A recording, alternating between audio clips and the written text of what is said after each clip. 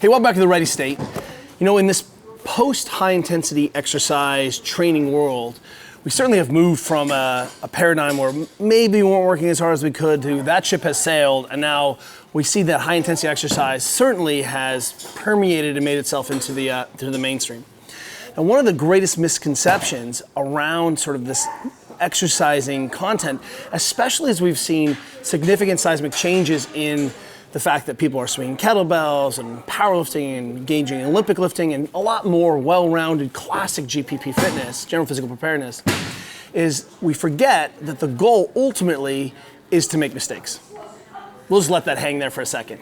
And what I want to just reiterate here is that our goal is not to ever have a perfect practice with a little deviation. The goal is to say, hey, let's identify the positions and shapes that we value, especially the ones that translate to sport, not just muscular size or aesthetics, and say then, okay, you're really good at this position. How do we make this position more difficult? And this is really, I think, the essence of good strength and conditioning, good movement practice is to say, okay, here's all the shapes and positions that we value, that the human body should be able to do, that matches with our physiology. And then let's start to add and change the conditions so that we can start to create variability. And what's really important here is that our athletes begin to move from everything looks like a robot to I start to make mistakes and then I'm able to correct that mistake.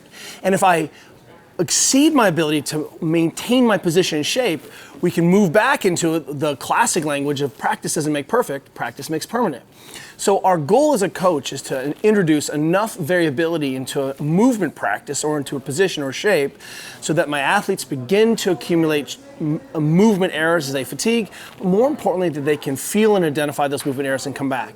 So classically, the most obvious one when we say, oh good, you can squat, hold this weight. So what is that shorthand for? How do I challenge position? And the classic and easiest way to load someone is to load them with actual weight. So we put a little bit of load on the system. Okay, that's an obvious one. Well, a second less obvious one might, for example, is a little bit of speed.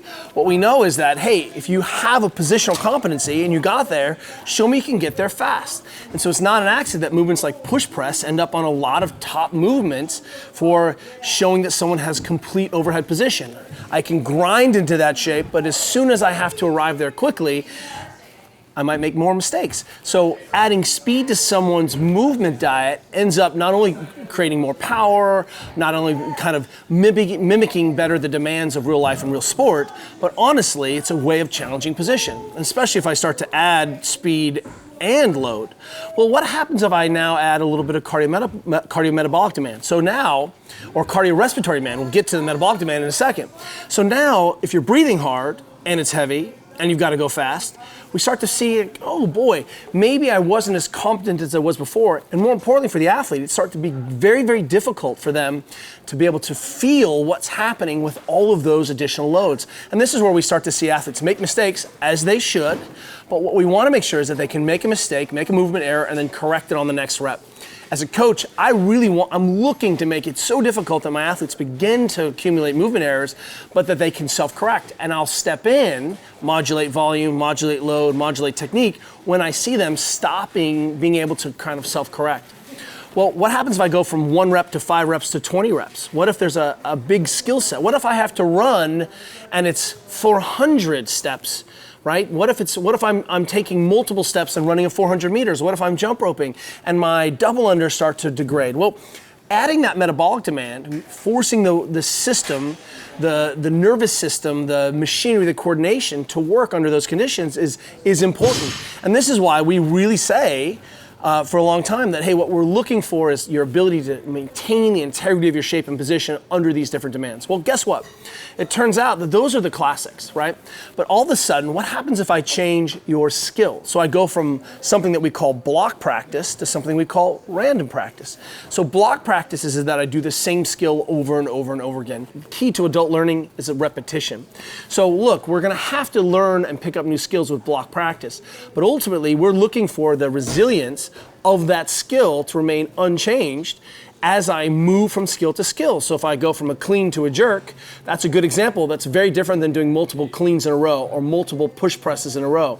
So if I have to do a burpee to pull up, I start to challenge my brain in terms of going sort of making more mistakes because I'm changing sort of that fundamental movement instead of reproducing that movement multiple times in a row where I get a feedback mechanism that tells me about the last movement, which is why we start to see and why we believe fundamentally that if you're doing a heavy set of 5, your last 5th should look great because you just had 4 to tell you about it, right?